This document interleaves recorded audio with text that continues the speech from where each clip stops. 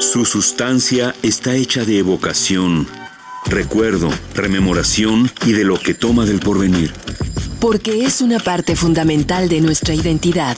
Somos nuestra memoria. El programa de Lina que nos lleva de viva voz con los especialistas.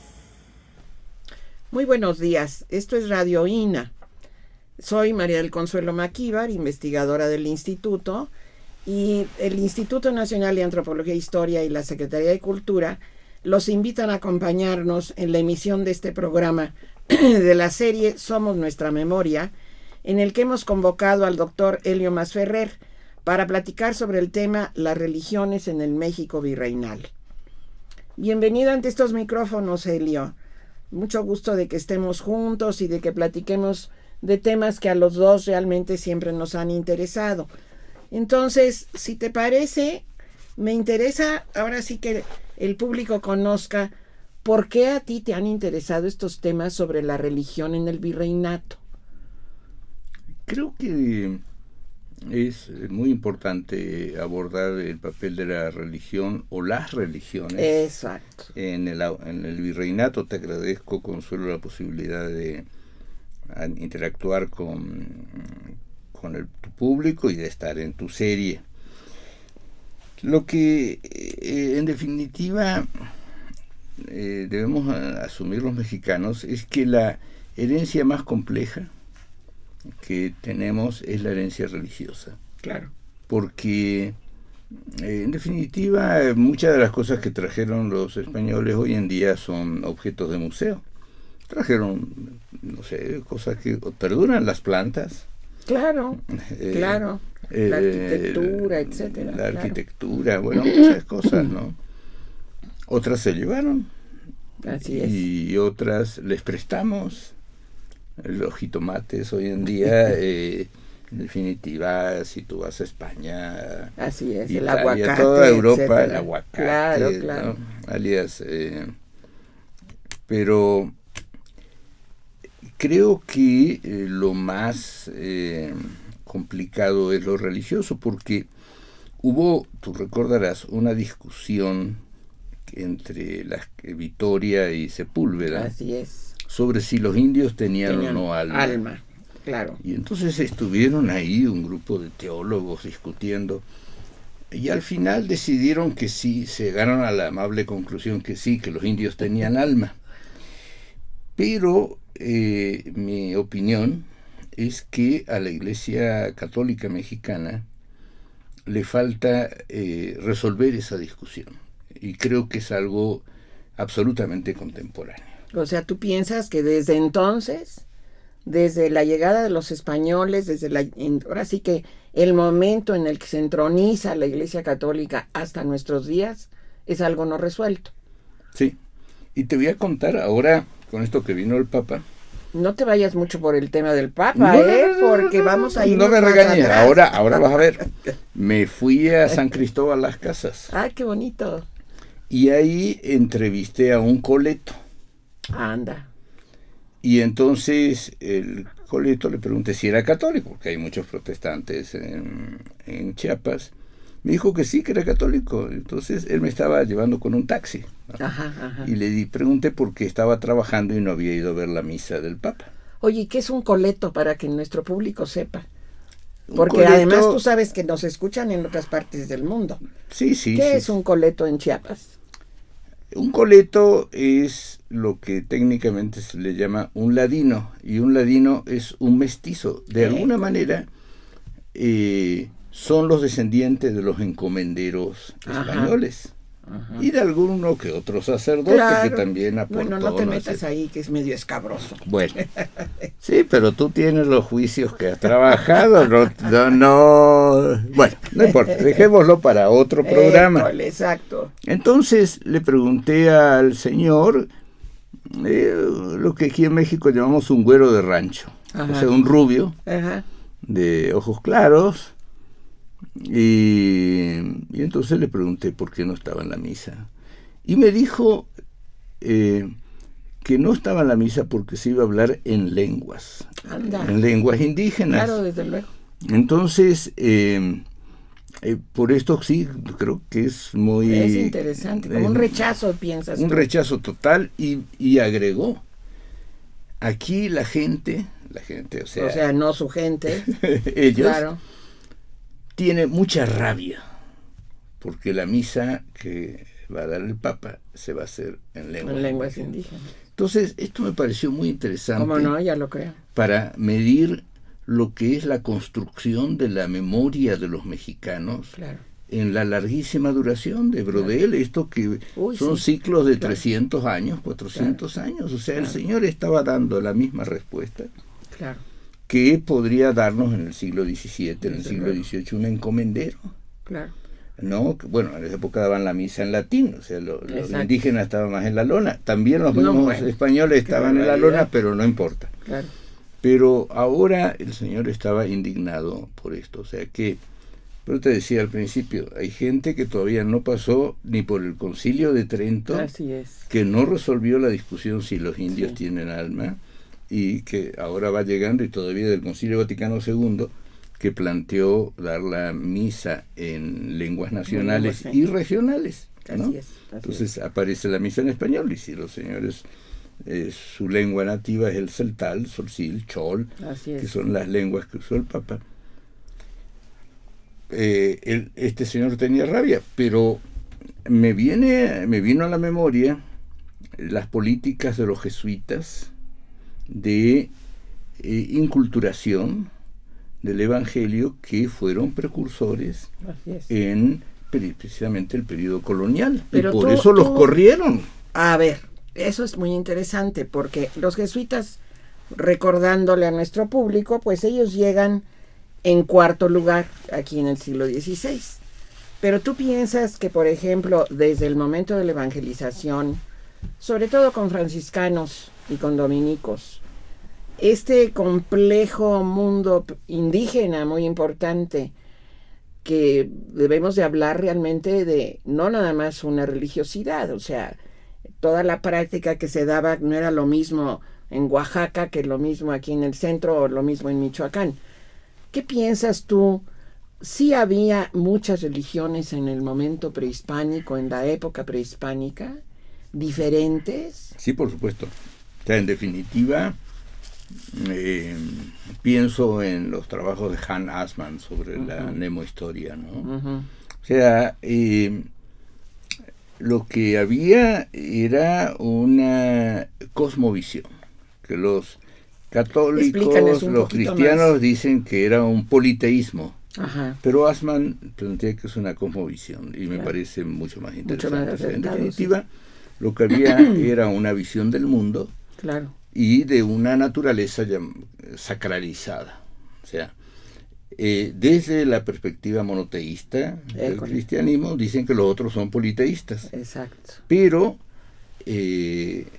Assmann, un especialista en el antiguo Egipto, creo que aclara muy bien la cuestión. Lo que él dice es que, en definitiva, no es que tú estabas con Huitzilopochtli y los otros estaban con Kukulcán. Con Kukulcán. No. Ajá. Todos tenían esta naturaleza sacralizada, ¿no? Exacto. Y entonces la implantación del monoteísmo, o sea, se hace a la fuerza. Totalmente, es un de acto acuerdo, sí. de poder, de represión, etcétera. Y simultáneamente,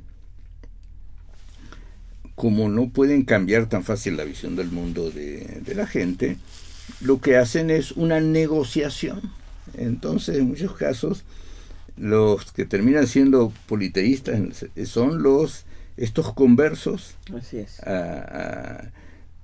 violentos que quedan construyendo lo que hoy llamamos un sistema de santos y vírgenes. Totalmente de O acuerdo. sea que las vírgenes y los santos tienen como independencia ritual, ¿no?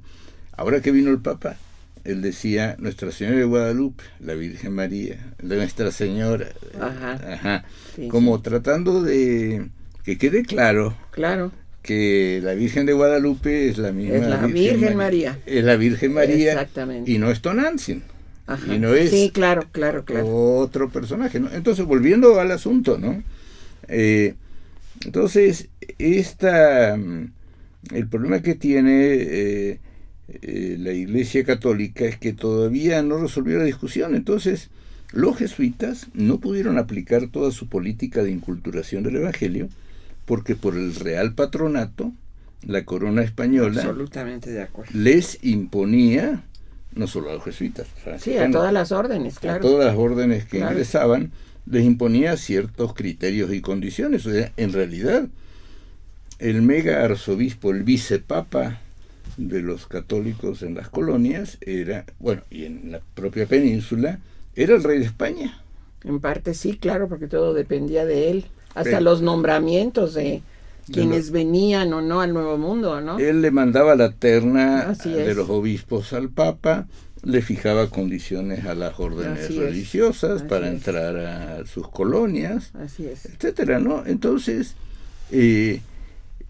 podemos contrastar lo que hicieron los jesuitas, por ejemplo, las misiones jesuíticas del Paraguay, en zonas marginales, donde trabajaron más con las culturas locales, con lo que hicieron los jesuitas en la India, en China, en el actual Irán. El primer misionero, San Francisco Javier, ¿no? San Francisco Javier, cuando el Papa dijo que Francisco, yo pensé... Yo también pensé, el Papa, pues estamos hablando del Papa Francisco actual, que pues no podemos dejar de mencionarlo, porque apenas se acaba de retirar de México, y pienso igual que tú, o sea, cuando dijo que quería llamarse Francisco, nunca me imaginé que era por Francisco de Asís. Pensé en los franciscos de la Compañía de Jesús, pero bueno, ya lo aclaró de alguna forma. Y yo quisiera un poco retomar pero habría que ver que los franciscanos que vinieron... Ándale. No eran, quería yo que hablaras no de eran eso. No eran tan San Francisco de Asís, eso no, te quería yo preguntar. Iban al hueso, como eso se te diría hoy. quería preguntar, porque ciertamente yo creo que sí hay que marcar varios periodos en la evangelización del territorio novohispano. Y a mí siempre me ha llamado mucho la atención. A mí me encantan los cronistas religiosos. Realmente siempre he dicho que para aprender ese periodo tenemos que recurrir a los cronistas. ¿Qué opinas tú de estos cronistas franciscanos de esta primera época, donde narran de una forma maravillosa que la evangelización fue verdaderamente sobre miel, que todos los indígenas se convirtieron de la noche a la mañana? Tienen, por ejemplo, frases con lo que respecta, que tú sabes que me ha interesado mucho, que es el arte. Hablan mucho, por ejemplo, de los escultores indígenas de la primera época, de cuando se establecen el famoso taller escuela de San José de los Naturales, que aprendieron los indígenas, pero ¿qué te puedo decir? De la noche a la mañana, y que resultaban más artistas que los propios españoles. ¿Por qué se ensalzaban ellos tanto de esa manera? ¿Por qué crees tú que el cronista recupera de una forma extraordinaria pues la labor que ellos mismos estaban desempeñando? Vamos a hablar un poco de esta primera época, y desde luego a mí me interesa también comentar esta forma de evangelizar de los jesuitas, que va a ser muy distinta de acuerdo al territorio, y tú acabas de hablar muy bien de algo que para mí es interesante, y que San Ignacio mismo decía, que tenían que aprender la lengua a donde iban a ir, y que lo que pasó aquí en el centro no tiene nada que ver con lo que pasó, por ejemplo, en Sinaloa, ¿no? En la evangelización. Pero nada más quisiera que brevemente nos digas tu opinión sobre la evangelización de los primeros frailes. Bueno, lo que pasa es que los primeros frailes franciscanos tenían una concepción utópica. Ajá. Que pensaban, ellos sí estaban convencidos que los indios tenían alma, y que además no estaban contaminados por Europa. O sea, había esta idea de lo que luego Rousseau llamó el buen salvaje. Ajá. O sea, entonces tratan de construir lo que algunos autores plantean un reino milenario, un milenarismo, ¿no? Eso. O sea, explícanos un poquito eso, ¿qué quería decir? En concreto, lo que se plantean los franciscanos, y de ahí el trabajo con la nobleza indígena y todo esto, es construir un mundo diferente al mundo europeo, que lo ven como muy contaminado. como Y lleno con los de vicios. encomenderos, el pique que tuvieron siempre. Y ahí viene la bronca con los encomenderos, Claro, porque los encomenderos venían a saquear, Les valía. a llenarse, ¿no? Y entonces habían comprado la plaza. No estoy hablando de nada contemporáneo, quiero que quede claro, pero habían invertido comprando, Claro. y entonces querían esclavos. Y los franciscanos venían con otro proyecto. Totalmente. Pero la fiesta les duró no mucho tiempo, porque viene como un contragolpe, ¿no es cierto?, con Torquemada y todos Sí, qué estos, barbaridad. que desmantela toda esta propuesta utópica Claro. de los... Porque además los franciscanos tienen en Europa diferencias que podríamos decir entre los observantes, Uy, que sí. seguían al pie Toda de la letra división de ellos mismos, claro. la regla de San Francisco, de la Así es. pobreza, etcétera. La Esos son los naturaleza. primeros que vienen, claro, vienen a abrir brecha y le dicen anda tú. Claro. Pero una vez que abrieron brecha los utópicos, digamos, Claro. los observantes, vienen los que se llaman elegantemente los capitulares, Ándale. y ahí llegan, pero Arrasando. también compitiendo con los encomenderos y luego con los corregidores a ver Así cuántos es. se llevan, ¿no? ¿Tú sientes que hay diferencia entre la evangelización de los agustinos con los franciscanos, de alguna manera, y con los dominicos? Entre ellos hubo diferencias, porque a mí me llama la atención leyendo las crónicas, que en cierto, pues digamos, en ciertos temas es idéntico. Ujú. Inclusive hasta en el punto de vista artístico, la construcción conventual es idéntica. Sí hay, desde luego, sus notas iconográficas, etcétera, distintas, pero tú sientes, de acuerdo a esta religiosidad tan variada que había en nuestro territorio, ¿habrá habido diferencia en el actuar? Sí. ¿Como cuál señalas tú? Digamos, los agustinos van más al negocio. Solo veo, para decirlo en pocas palabras. Ellos tienen, por lo menos en este periodo, un carisma muy distinto a los franciscanos, ¿no? Sí, porque aunque supuestamente cada quien trae el carisma del fundador, Sí, y cosas claro, de este claro, tipo, claro. pero hay diferencias ya en distintos momentos históricos, como los franciscanos mismos, que no son Sí, desde luego. lo mismo los Del 16 al conventuales 18 o para capitulares nada, que claro. los observantes, ¿no es Claro. cierto? Entonces, ¿Y será por eso, por ejemplo, que los conventos agustinos son tan extraordinariamente decorados? Siempre he dicho que en todas las órdenes se pintan los muros, hay retablos, etcétera. Pero ¿por qué esa particularidad, por ejemplo, de los conventos agustinos? ¿Será por la región? Por ejemplo, ¿por qué un Actopan, con esa escalera monumental? ¿Por qué una Totonilco, y eso es Hidalgo?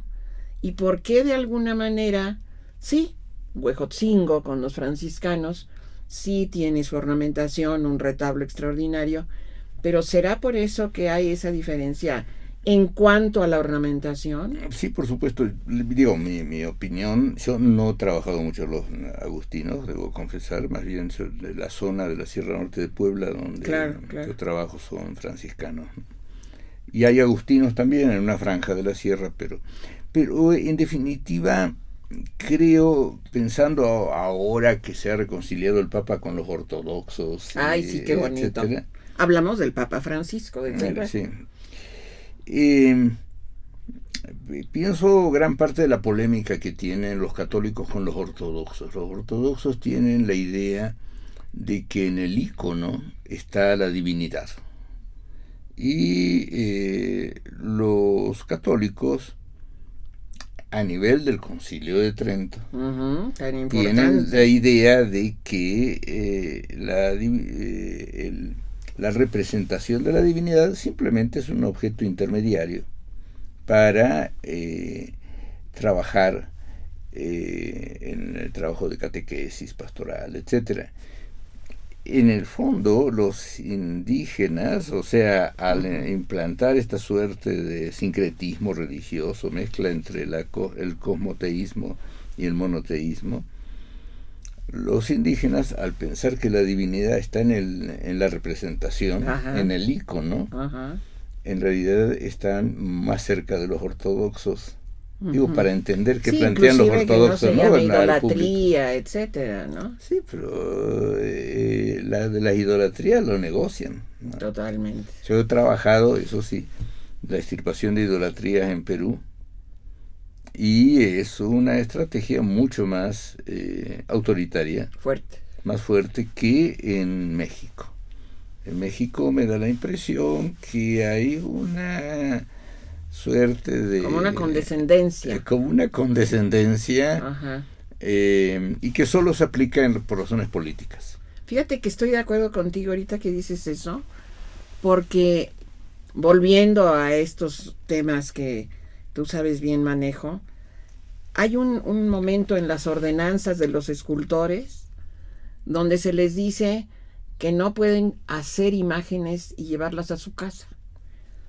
Obviamente por el riesgo de que metieran el ídolo adentro de la pieza o lo que sea. Sin embargo, lo hacen. Sí les dejan. Y algo que a mí se me hace importantísimo, cuando tú lees las ordenanzas de los escultores, los imagineros, están los indígenas dentro del gremio. Claro. ¿Por qué? Pues porque los frailes se dan cuenta que son muy diestros, muy hábiles para hacer imágenes. Y volviendo a Trento, yo siempre he dicho que fue una feliz coincidencia para la iglesia que se implanta aquí en la Nueva España, el que Trento se dé casi simultáneamente. No sé tú qué opines, porque casi simultáneamente se está dando Trento cuando aquí se está haciendo la evangelización. Entonces los provinciales, los concilios provinciales, pues tratan de ajustar Trento. ¿Qué opinas de eso? Ahora te hablo como antropólogo. Una Como cosa es lo quieras. que dice el jefe y otra cosa es lo que dice la base, Ajá. ¿no? Para decirlo, digamos, una cosa es la relación entre cultura ideal y cultura real. Claro. O sea, el prior del convento trata de adaptarse a Trento, pero la infantería, los monjes, los curas, Ajá. hacen una negociación cultural con los Con el indígenas, pueblo, con claro. el pueblo, porque Claro. no quieren mayores broncas, Claro. porque saben que puede haber una insurrección Ujú, y salen todos linchados, ujú. como el Pues caso como pasó con algunos. de los niños mártires de Cajonos, Ajá. de los de Tlaxcala. y unos cuantos más, ¿no es Así cierto? es. Entonces ahí el sacerdote está él solito en el medio de, Sí, claro. de 1,000 o 2,000 indígenas, y tiene que irse con mucho cuidado, Claro. ¿no? Entonces creo que por eso es que, como decíamos, en el fondo, yo creo que cuando uno hace trabajo de campo y ve ciertos rituales, por ejemplo, incluso hoy, Ajá. la procesión del silencio, La Semana Santa. la Semana Santa, con flagelos personales, La de Tasco, por ejemplo, que es tan dura, Tasco, ¿no? Querétaro, hay varios lugares, Ajá. hasta lo venden como una atracción turística. Sí, cómo no. Pero cuando uno ve ese tipo de rituales, ¿Tú crees que son pervivencia del pasado? son como hoy en día? provenientes de la Edad Media, sin entrar a discutir si hubo Ay, no, Edad bueno. Media o no en No, España, ya ¿no? te fuiste Pero muy lejos. vienen Claro. de la Edad Media. Claro, claro. Y es lo que, mientras que, y esto es muy notable cuando van los mexicanos o muchos latinoamericanos a los Estados Unidos, que son católicos, pero tienen un catolicismo con otra dinámica, muy festivo, muy en la cosa de la Edad Media española. Ujú. Y en cambio llegan los franceses, irlandeses, con un catolicismo más de Trento a los Estados Unidos, y ahí hay un choque, una cooperación cultural, pero son distintos catolicismos. Absolutamente de acuerdo. Yo creo que valdría la pena, porque hemos estado hable y hable de Trento. Nada más aclarar un poquitín para nuestro público, un poco decirles que fue, a ver tú cómo lo opinas. Yo siento que fue una muy buena sacudida para la iglesia, así como el Papa Francisco nos vino a sacudir ahora.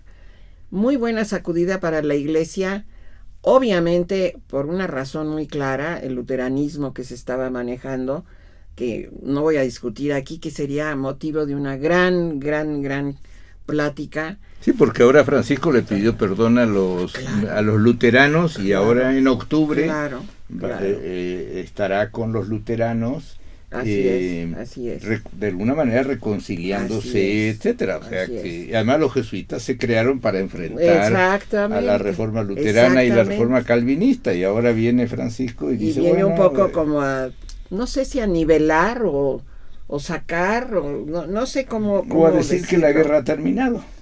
Pues en parte yo creo que es lo que quiere, o sea, si hay esa necesidad del ecumenismo, que yo creo que sí, pues aunque este concilio de Trento, tanto reconocido en el siglo XVI, de cierta manera sienta las bases, pienso yo, no sé tú qué opines, de una iglesia reformada, porque realmente fue una iglesia reformada, y tan es así que aún los concilios del siglo XX recurren en gran medida a la organización de Trento, ¿no? Sí, pero ahí es donde una cosa es lo que se dice y otra cosa lo que se aplica. Totalmente. Entonces, de acuerdo. En América hoy en día se sigue con cosas que vienen allá a nivel de prácticas, ¿no? Pienso en los trabajos, en el libro de George Foster, Cultura y Conquista, que dice, bueno, la cultura americana se hace alrededor del 1650, pero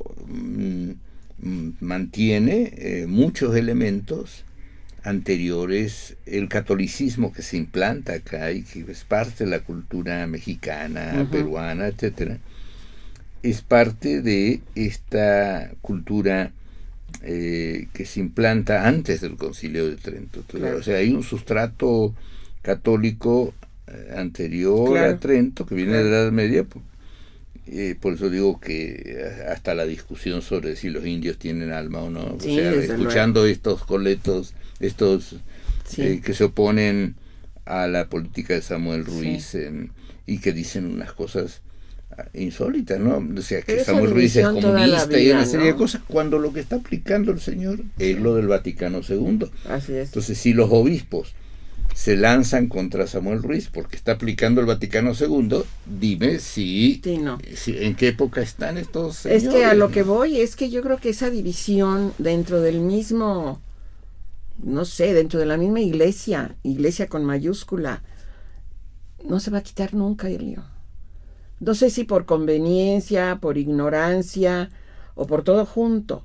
De alguna manera, aunque haya venido el Papa Francisco aquí a renovar el espíritu, pienso yo, con todo lo que ha hablado, etcétera, y no nada más con lo que habló, con lo que actuó, ¿no? Ojalá de veras que se lleve a la práctica. Y pienso que en ese momento, en este siglo XVI, sobre todo XVII, hay que recordar que el virreinato nos va desde el siglo XVI al siglo principios del XIX, que es que dicen, ¿no?, que cuando empieza toda la guerra de independencia. Pero a lo que voy es que ciertamente durante toda esta época, por más que se pretendió el implantar una religión católica dentro de ese mundo religioso prehispánico multicolor, digámosle así, pues no fue posible. O sea, a ese grado no fue posible. Pienso yo, tal vez sea, ¿tú crees por el tamaño del territorio? Lo que pasa es que yo creo que hay una característica del catolicismo español, y es un gran eclecticismo. Un gran eclecticismo. Esto... y luego cuando llegan los negros, ahí ya se complicó más. Se complicó más, ¿no? Porque en definitiva, ¿qué hacen con estos africanos esclavizados? Exacto. Y que tienen... y que traen sus creencias y sus tradiciones y demás. Y que no les preocupa mucho. Y por más que la Inquisición quiso erradicar, pues no pudo, ¿verdad? Sí, pero en definitiva la Inquisición era el garrote. Y como dice este dicho mexicano, a la fuerza ni los zapatos entran. Así es. En definitiva pusieron a quemar gente y todo. Pero además lo interesante es que la Inquisición ¿no? ordena que a los indígenas no se les toque, que también eso fue interesante.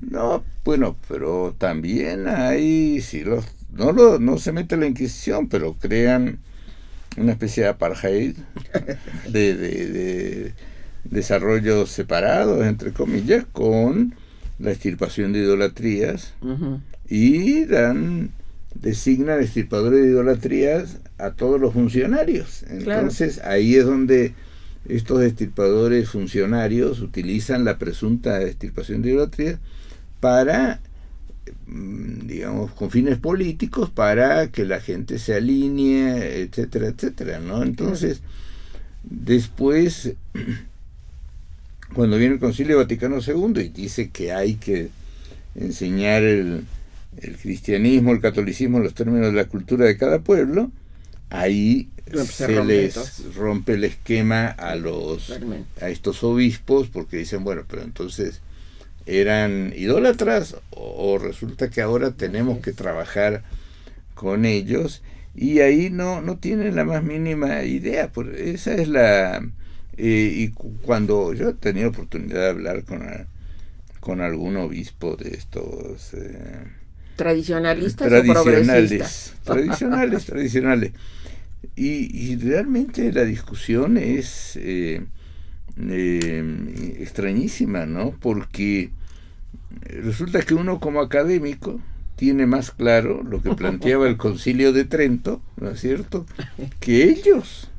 Yo creo que ni lo conocen a fondo muchas veces. No lo conocen a fondo, y el Vaticano II menos. El Vaticano II, nada más para recordarle a nuestro público, se lleva a cabo en el siglo XX, y eso, como tú bien dijiste, nos recordaste, pues va a ser realmente un momento muy crítico para la Iglesia, de todo lo que se transforma, que yo sigo pensando que hasta la fecha seguimos arrastrando estas transformaciones que tú bien dices, pues sí vinieron a sacudir mucho algunos puntos de la Iglesia, ¿no? Esto que dices, por ejemplo... Como eso de poner la mano para que le viese el anillo. Por favor. Eso yo no quise, además. El Papa sí, no le puso la mano a nadie. La gente se tiraba la mano, pero así se tiraba, se arrodillaba, se veía. Pero él no ponía ninguna mano, o sea, él daba la mano. Y había algunos políticos que ponían una foto en Twitter y decían, aquí estoy, ¿no? Como si se les pegara como magia, ¿no? Así o sea, ya lo toqué y me desinfecté, ¿no es cierto? Así o sea, es. Entonces, sí, por eso digo, todavía no esta iglesia local que tenemos hoy sigue con la memoria anclada en el pasado. Tienes razón. Esto es interesante para entender la dinámica de la memoria. Vamos a parar un ratito y seguiremos después, querido público.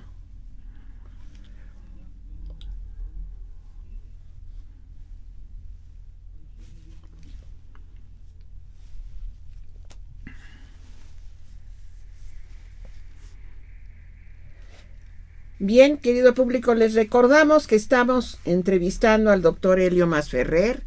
Él es antropólogo, él es historiador y tiene muchísimos trabajos a propósito de todo lo que tiene que ver con la religiosidad en este mundo mexicano, desde su antecedente virreinal. Entonces, pues vamos a continuar, querido Helio, con toda esta charla de veras tan importante, tan interesante. Y quisiera yo que nos hablaras un poquito más sobre este desarrollo que va a tener. Ciertamente la corona española se implanta desde el siglo XVI. ¿Habrá algún cambio en la relación que tuvo la Iglesia con el pueblo o los pueblos que fueron conquistados, por ejemplo, en el norte, que fue muy diferente la conquista espiritual en el norte, con relación al centro a lo largo de los siglos XVII y XVIII? ¿Hubo cambios en la manera como entraron los misioneros? Sí, hay dos procesos que son convergentes y divergentes, que es cuando hacia el 1650, etcétera, se plantean la secularización de las parroquias. Eso fue que lo fuerte. Que quiere decir en buen castellano es que sacan a las órdenes religiosas llamadas mendicantes, aunque algunos no lo eran. Los agustinos no eran tan mendicantes y otros lo sacan y ahí en este contexto se produce también otro fenómeno, y es el abandono del manejo de las lenguas indígenas, porque en un momento dado era como una exigencia para el clero religioso que iba a ir a misionar. Permíteme, voy a explicar un poquito lo que es la secularización, porque ciertamente así como... No tiene nada que ver con lo que hoy se llama secularización. Para nada. Lo que va a ser muy fuerte en este momento va a ser justamente el que las iglesias con minúscula, los templos, las parroquias, la parroquia será realmente la que finque sus lares, ¿no? Y lo que dices que es muy fuerte, que es el desplazamiento de las órdenes religiosas para que entre entonces el clero secular. Y quisiera que entonces sí nos aclararas un poquito más. ¿Hay una forma diferente de evangelizar del clero secular a lo que habían hecho las órdenes religiosas? Claro, ahí es donde entran lo que en términos populares hoy en día se llama en México los curas de misa y olla. O sea, aparece, mientras que las órdenes religiosas tenían gente más o menos preparada, tenían una estrategia pastoral, misionera, etcétera. El clero diocesano es un clero bastante improvisado, que en muchos casos no conoce la lengua indígena. Poco preparado teológicamente, etcétera. Y además que no tiene mecanismos de control. Eso es muy, muy importante. Que eso es ¿A muy qué importante. te refieres con eso? El Papa, cuando le habló a los obispos mexicanos, le dijo que al obispo que no hacían su trabajo. Pero uno de los regaños es que dijo que tenían abandonados a sus sacerdotes y los dejaban en la soledad, dijo el Papa. Eso de la soledad, ¿Cómo para se aplica? traducirlo en términos, es un término muy usado en el clero, ¿no? Los sacerdotes abandonados por los obispos en la soledad implica que no hay formas de controlar el comportamiento diario, cotidiano del sacerdote, y ahí comienzan hay gente muy decente, muy compenetrada, con vocación real, ¿no? real, etcétera, pero aparecen otros, le estallan los problemas, entonces hay ¿Pero problemas. tú crees que desde entonces pasaba eso? Sí, hay problemas de alcoholismo. En la época colonial. Por supuesto. Eso es interesante. Hay problemas y te voy a decir mi fuente, hay problemas de abandono del celibato, tienen mujer e hijos, hay pocos homosexuales, hay muy pocos ¿Eso casos. lo has encontrado en los archivos? Sí. Hay está en la sección capítulos. Ah, muy bien. Porque los indígenas eran como considerados menores de edad. Así es. Y entonces estaba el protector de naturales. Uh-huh. El protector de naturales lanza los cargos, claro, para defender a los indígenas. Es como el abogado defensor, claro, que con el siglo XIX, cuando entra la reforma, claro, se pierde esta figura de protector de naturales. Claro. Claro. ¿No? Entonces los protectores de naturales levantan los cargos. Generalmente no pasa nada. O sea, lo de la impunidad no creas que es un aporte que se castiga además, reciente. No. Generalmente no pasa nada. Pero es interesante leer las acusaciones. ¿Cómo no? Y hay acusaciones de que hay curas que quieren tener 3, 4 mujeres ahí a su servicio porque están muy solos. Porque están muy solos. Y que alguna de ellas está embarazada y que todo el mundo tiene la certidumbre de que es un sacerdote el responsable, e incluso cuando uno va a hacer trabajo de campo a comunidades indígenas, no le falta gente que le diga que su bisabuelo, etcétera, era un sacerdote, ¿no? Entonces, eso es cuando el Papa habla de la soledad de los sacerdotes, ¿no? Y otros... Pero lo que se me hace interesante, Elio, es que hables de eso. Ok, ahorita lo tenemos fresco por lo que vino a decir el Papa, pero que esté vigente, como bien lo dices, desde ese momento a través de documentos. O sea, esto sí es importante que nuestro público lo entienda, porque luego no nos creen a los historiadores y antropólogos que inventamos cosas, que esto está en los documentos, ¿no? Sí, y bueno, está registrado, y por además. supuesto está todo el trabajo que hizo el Seminario de Historia de Mentalidades en la Dirección de Estudios Históricos, donde creo que tú andas por ahí. Por ahí ando. Que el trabajo de René, por ejemplo, de Jorge René González. Además lo fundó un sacerdote. Exactamente. Sí, no, porque si no después van a pensar, a veces los otros en defensa dicen que hay una bola de jacobinos. No, lo fundó, ese seminario lo fundó un sacerdote. Que una persona muy decente, que era consciente de que había acceso. Lo que la historia marcaba. Y están los archivos de Inquisición, etcétera, los trabajos de Jorge René González Marmolejo, Sexo y Confesión en la Nueva España, que analiza el delito de solicitación, que es, para decirlo en buen castellano, echarle los canes a una feligresa en el momento de la confesión. O sea, que llegaba la otra con sus problemas y el cuate decía, no, deme su número telefónico, ¿no? O sea, entonces, sí es algo. Y esto creo que es importante aclararlo, porque hoy en día los obispos, en vez de decir que es un problema que traen de hace tiempo, dicen que es culpa de la sociedad contemporánea, del momento actual, que anda así, que antes todo estaba perfecto y ahora la sociedad contemporánea, la cultura gringa que viene y nos invade y nos mete en el relativismo, unas acusaciones contra la sociedad, cuando es un problema de falta de control interno. Entonces, las órdenes y congregaciones religiosas tenían más controlado a su persona. En esa época, ahora no respondo, pero en esa época tenían más controlado al personal. Y los diocesanos entran al saqueo. Ahora, en tú me decías al principio, ¿qué pasa con los indígenas en el norte, el occidente? Sí, que fue muy diferente. Otra película. Totalmente. Porque ahí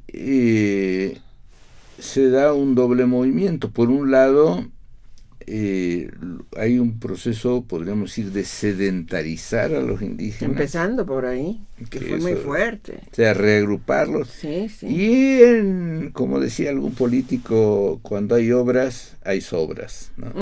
Y entonces se quedaban con las obras, porque obligaban a los indígenas a reagruparse y se repartían las tierras que quedaban, dicen, baldías. O sea, se las agandallaban, para decirlo. Por eso ahora que el Papa anda diciendo tierra, techo y trabajo, tierra, ¿no? Es una deuda que tiene la sociedad mexicana con los indígenas, con la tierra de los indígenas, a lo largo y a lo ancho. Claro. Entonces, ahí, pero como son espacios con menos población indígena. Y además muy amplios. Ahí es donde los jesuitas, en parte los franciscanos, hacen como ensayos de reorganización social, de crear nuevas estructuras sociales. La sedentarización a través de la tierra, ¿no? De que a ver si así los controlan, que cultiven lo que van a comer, por ejemplo, ¿no? Sí, pero bueno, son cazadores. Pero no se logra del todo, ¿verdad? Además porque las tajadotas que se llevaban los curas, los corregidores, tampoco ilusionaban mucho con andar produciendo, o sea, la tierra para quien la trabaja, ¿no? O sea, Zapata no se le ocurre eso así de la noche a la mañana. De la noche a la mañana. Claro. Y ya venía de atrás. Venía de hace mucho tiempo. Entonces, sí hay otras estrategias, y ahí podemos decir que los jesuitas continúan con su plan de una inculturación del evangelio, manteniendo las culturas locales. Oye, y además les fue medio mal, porque ahí fueron sus primeros mártires para la Compañía de Jesús, el famoso Gonzalo de Tapia, etcétera, ¿no? Bueno, pero por lo menos arriesgaban el pellejo, porque los que estaban acá, Palafox y Mendoza, estaba instaladísimo en Puebla, y ahí a ese no le bajaban ninguno, porque no corría ningún riesgo, ¿no? O sea, realmente el Papa le dijo ahora, bueno, los defensores de derechos humanos que se juegan la vida, porque hay una cosa. sí, de ahí el concepto de cura de misa y olla, que viene de la época colonial, o sea, el cuate que viene a ser servido, que viene en lugar de servir. En vez de servir, que Así viene a que los indios le hagan la barba, la vida fácil, ¿no? y entonces gente así, pues, eso crea una memoria. Yo he trabajado con los totonacos, rebeliones. ¿Estás hablando de la zona de Veracruz? De Puebla y Veracruz. Okay. Sí. Que los indígenas se insurreccionan contra lo que le cobraban los curas, porque supuestamente no tenían que cobrar, pero se llevaban. Entonces piden que le quiten lo que tienen que pagar por bautizos, por fiestas, por una misa para no sé qué. Y hay insurrecciones. Yo tengo registrada una insurrección en Misantla. ¿En qué época? 1808. El 19. Uy, 18, 19 apenas. Sí, 1808, que los indígenas queman vivo a los mestizos. Y los mestizos queman vivo a los indígenas. Ah, qué fuerte. Así una cosa qué fuerte. De espanto, ¿no?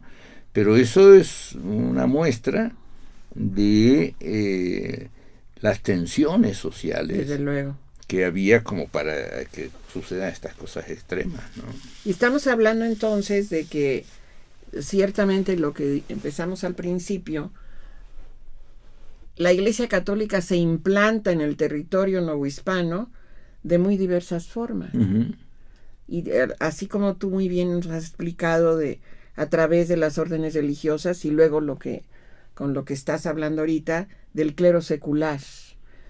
Para no venirnos hasta el siglo XXI, ¿cómo podrías tú señalar, antes de nuestras guerras de independencia, cuál era la situación de la Iglesia con respecto a los grupos indígenas?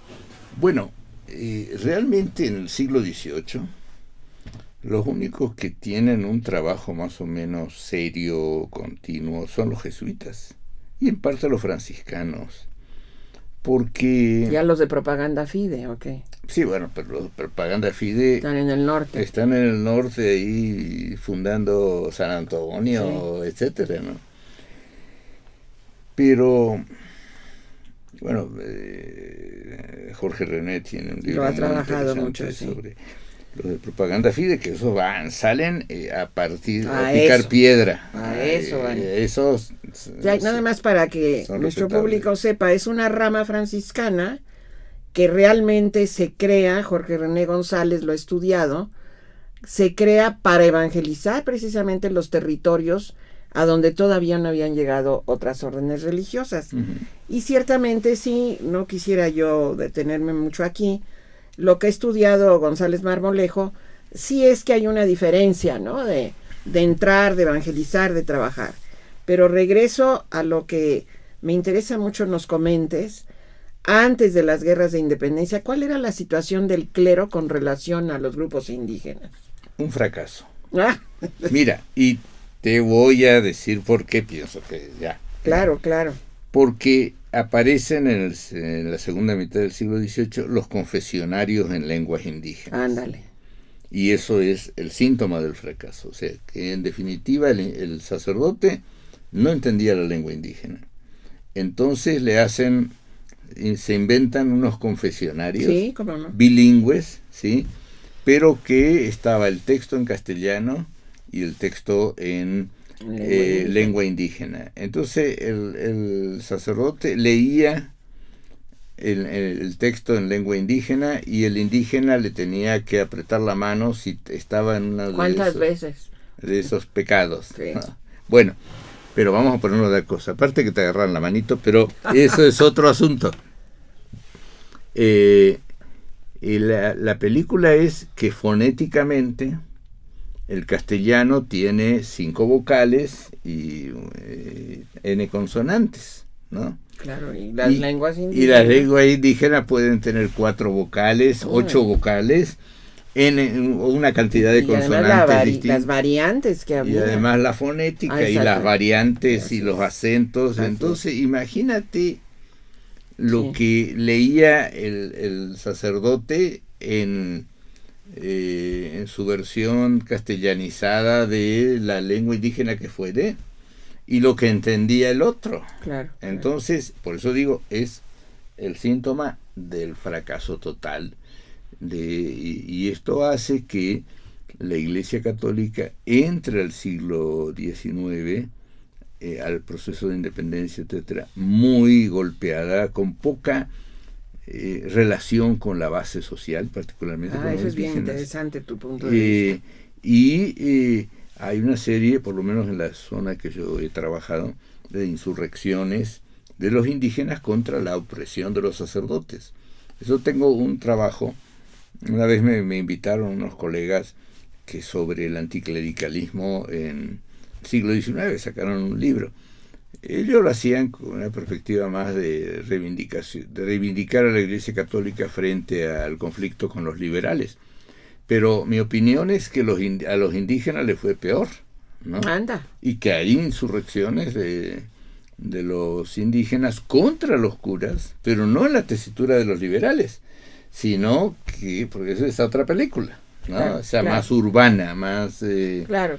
en las ciudades. Sí, pero en los pueblos era otra cosa. En los pueblos es otra cosa. El sacerdote es visto como una lacra. Ahora estoy por sacar un trabajo Qué bien. que sobre unos levantamientos, una información que saqué del archivo de Indias, Muy bien. sobre movimientos en Zacatlán, en la zona antigua, En la Sierra de Puebla. en la Sierra de Puebla, y el cura a chaleco tiene... Desde luego es secular.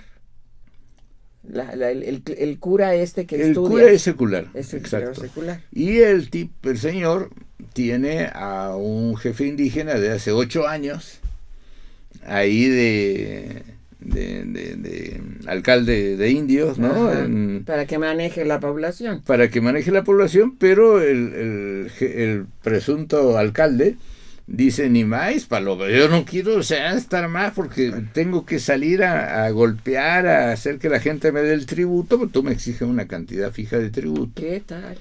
Y en la lógica de los totonacos, el tributo a los dioses se pagaba, no se pagaba con trabajo, un modelo parecido al de John Murra para el archipiélago vertical. Ajá. Se pagaba con trabajo, trabajándole a unas tierras. La tierra, claro. Y lo que era el producto de la tierra era lo que iba de Era tributo. para el clero. Claro, pero no una cantidad fija de bienes, porque ahí ellos dicen, no había dinero. Entonces dicen, tantos almudes, De un maíz real. y me tienes que dar tantos reales de tributo. Entonces, en realidad, lo que exigían era un tributo en especies, que estaba prohibido.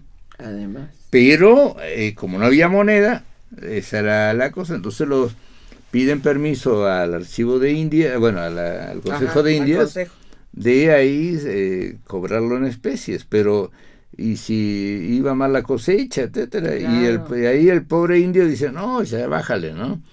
Y entonces el cura lo acusa de ser brujo al cacique, como para una forma de amenazarlo, De sancionarlo, claro. sí, de presionarlo, y entonces ahí se agarran de las greñas el corregidor, que también quiere que le toque algo, ¿no? Qué horror. Y el otro le dice, ahí te veo. Bueno, un conflicto muy interesante, pero que no creo que puede sernos muy útil para Pues comprender. ilustra, ¿no?, la situación. Sí, y también ilustra porque muchos de los indígenas se van con Morelos e Hidalgo. Eso te iba a preguntar. Sí. Si esta inconformidad que tú detectas a finales del 18, Uh-huh. ¿dónde queda la creencia de estos grupos indígenas? ¿Dónde queda, digamos, la espiritualidad, su religiosidad de los que se van con Morelos, con Hidalgo, etcétera? ¿Era gente que se puede decir practicante? Sí, pero tenían también sus especialistas locales. Uh-huh. Y hay una cantidad interesante de insurrecciones en el siglo XIX, e incluso antes de la Declaración de Independencia. Y son dirigidos por personajes que los peninsulares, los curas, dicen que son brujos. O sea, y como todos sabemos, los brujos son en realidad los sacerdotes de las religiones de los vencidos. O sea, los totonacos, en este caso, y muchos otros grupos indígenas, tenían sus propios especialistas religiosos que realizaban y eran sus mezcla prácticas. de catolicismo con Sí, indigenismo. una rara mezcla, pero no era ese clero novohispano que aparecía como que yo soy el único, el auténtico, y ahí te me cuadras, ¿no? Claro. Pero que tenían sus prácticas, sus propios especialistas. Los totonacos no habían sido muy presionados por los europeos porque se habían aliado con Cortés en la derrota de Tenochtitlan, etcétera, y además no tenían oro, para suerte de ellos. Entonces no eran, como no había oro, no había nada que, como dirían en términos posteriores, que carrancearse. Ah, ¿No es cierto? Entonces, ahí los dejaban librados a su suerte. Para que te des una idea, en toda la región totonaca, tanto de lo que hoy es Puebla, porque antes la parte totonaca Sí, de Veracruz llegaba, era claro. parte de Puebla, hasta, y vas a ver por qué es la separación. siento mucho decirte que ya tenemos que ir cerrando, pero Ya nos corre. cierra, no, Lo que cierra pasa es con que en mi esto. casa mi mujer no me deja hablar y No, uno viene aquí claro. a Pues desquitarse. yo tampoco, con los- otra mujer no te va a dejar hablar. Pues no, pero así No, me dos tienen, mujeres así no te me van a dejar. tienen. ¿No? Oye, Elio, pero Bueno. me interesa mucho que cierres, así como lo estás haciendo, de esta zona totonaca con relación al movimiento ya de independencia. ¿Qué es lo que pasó? ya al Olarte final? se llama Serafín Olarte. Ah, Él es un oficial que trabaja con Guadalupe Victoria anda. y es el puente entre los totonacos y los independentistas. Ah, Y luego su hijo Mariano Olarte en 1836 dirige otra insurrección contra una serie de dictados del obispo de Puebla, que eso lo dejamos para otro programa porque está sabrosísimo. ya me imagino. Elio, 1,000,000 de gracias. Has dado de veras mucho, muy importante y muy interesante, pero para que nuestro público pueda, pues, un poco profundizar en todos estos temas que has tocado, ¿nos puedes hablar de alguna bibliografía? Sí, yo tengo, varios artículos, pero tengo un libro publicado que se llama Los Dueños del Tiempo, los Tutunacú, los Totonacos de la Sierra Norte de Puebla, y que está editado por la Fundación Juan Rulfo, Uh-huh. donde tiene una parte etnohistórica que analizo justamente estas insurrecciones, la situación en la colonia, en la zona. ¿Y alguna bibliografía general del tema? ¿Podrías recomendar algo? Por ejemplo, hablando de los cronistas, estaba yo pensando, bueno, sí, Mendieta, Mendieta. ¿no? Mendieta para mí Mendieta es la base de los franciscanos. Es interesantísimo porque Recuérdame bien, porque no me acuerdo ahorita cómo se llama la obra. verdadera historia de la verdadera Es que relación. se me mezclan. Sí. Híjole, se me fue ahorita, pero bueno, es el cronista franciscano, que de hecho en él se basa Torquemada después, ¿no? Claro, que se lo fusila alegremente. Ándale, sí. Pero Mendieta es muy interesante Sí, porque toda también te la da obra una franciscana. visión de la situación del Totonacapan antes Ajá. de la colonia. Claro. O sea, es en el periodo que Y luego llaman de nuestros posclásico. queridos jesuitas, porque a cual más tú y yo hemos estudiado mucho a los jesuitas, Pérez de Rivas sería para la evangelización del norte, Sí, ¿no? José de Acosta, que tiene el padre Acosta el igual, padre Acosta, exactamente. y que es interesante porque tiene una visión comparativa entre Perú y Claro. México. Yo Y trabajé con en Perú. respecto a los agustinos podría ser Grijalva, Ujú. de toda la parte purépecha de Michoacán, etcétera, ¿no? Sí. Y de los dominicos, ¿a quién recomendaríamos? Yo, se podría leer a las casas. Se debe de leer a Se las debe casas. leer a las casas. Claro Yo- que sí. Yo lo leí y trae información sobre los totonacos muy interesante. Es que es, bueno, Tiene, todos esos es personajes erudito el señor, ¿no? Y es un personaje. son eruditos, tú lo has dicho. Sí. Para ver para verlos, como se dice, en su tinta. Exactamente. Elio, de verdad, muchísimas gracias. Y bueno, pues estimado público, Consuelo Maquíbar, que es quien habla, se despide a nombre de Radio INA y doy por terminada esta emisión, agradeciendo desde luego al doctor Elio Masferrer su participación. Quiero de alguna manera nuestros escuchas que conozcan de dónde viene este programa. Es de la Dirección de Medios de Comunicación a través de la Subdirección de Radio INA, que al frente está Gabriela Marentes. La producción es de Evanibaldo Morales y en los controles técnicos tenemos a Joel Cuautle. Muchas gracias.